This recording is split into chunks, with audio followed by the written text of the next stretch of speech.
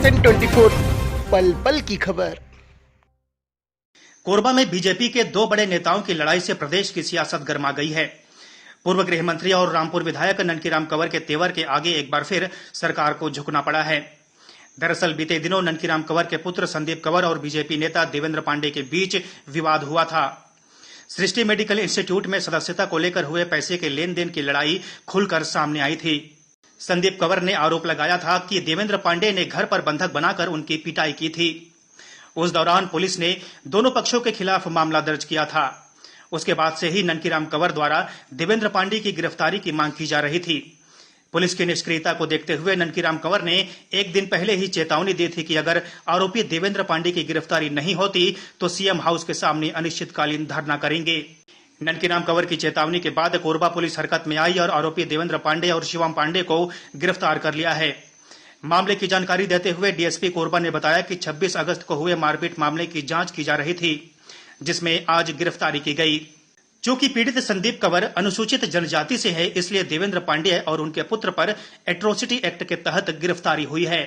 26/8/2020 को संदीप कंवर के द्वारा यह रिपोर्ट दर्ज कराई गई कि देवेंद्र कुमार पांडे और उसका पुत्र है जो शिवम कुमार पांडे, इन्होंने प्रार्थी को अपने घर में बुला करके उनके साथ महापान की गाली और मारपीट और जान से मारने की धमकी दिया गया था।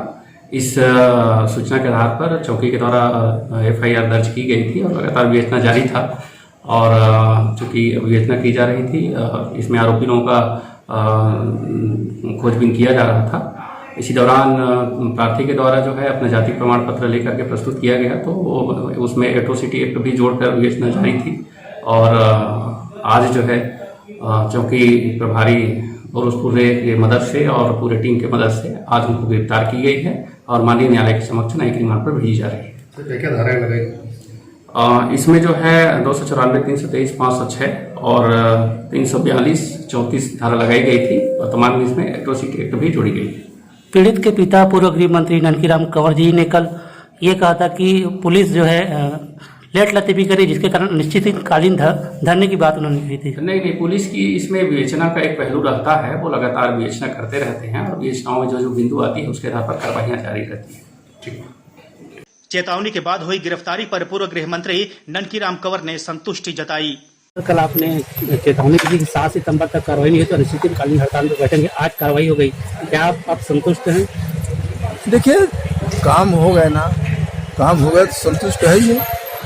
और सवाल ये है, क्या बोलते हैं, उन्होंने मेरे को मरने से बचा लिया, नहीं तो मैं तो अनिश्चितकालीन भूख हड़ताल के लिए लिखा हूँ ना।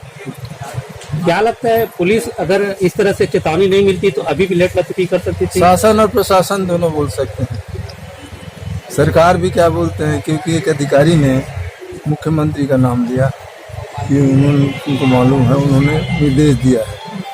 और यहाँ के एक अधिकारी ने पहले धारा बदल दिया था, वो अपने आप को मुख्यमंत्री ने बचा दिया, नहीं तो सब हाई कोर्ट में जाते यहाँ के प्रशासन के लोग फंसा। हो सकता है मुख्यमंत्री भी बनते पार्टी अगर ये काम नहीं करते। क्योंकि देखिए, एक ऐसा अफसर जो ईमानदार भी है और अच्छे अफसर में गिने जाते हैं, उन्होंने कहा कि मुझको इस अधिकारी ने ऐसा बताया जिसमें मुख्यमंत्री का नाम आया। जबकि ये हाई प्रोफाइल मामला था, क्या लगता है गरीब लोगों को अगर शिकायत पहुंचती तो न्याय मिलता होगा लोगों को? इसीलिए तो आज चर्चा हुई है, आदिवासियों के संबंध में ही चर्चा हो रही थी, तो हमने अपना रखा है। मेरे विषय में नहीं रखा, मतलब अपने लोगों के लिए जो मेरे समझ में आता है कि गरीबों के लिए करना चाहिए, वो करना चाहिए, वो हमने रखा है। अच्छा, कुछ सृष्टि हॉस्पिटल की जमीन को लेकर भी मामला था? हाँ, हमने कह दिया एक वापस ले लेगा उनके पास में कॉलेज के लिए भवन तलाश रहे, जमीन तलाश रहे, ये अच्छा साइट रहेगा। और ये भी हमने कह दिया, अगर गरीबों को सेवा चाहते हैं तो मुझको दे सकते हैं, और नहीं तो शासन दे सकती है।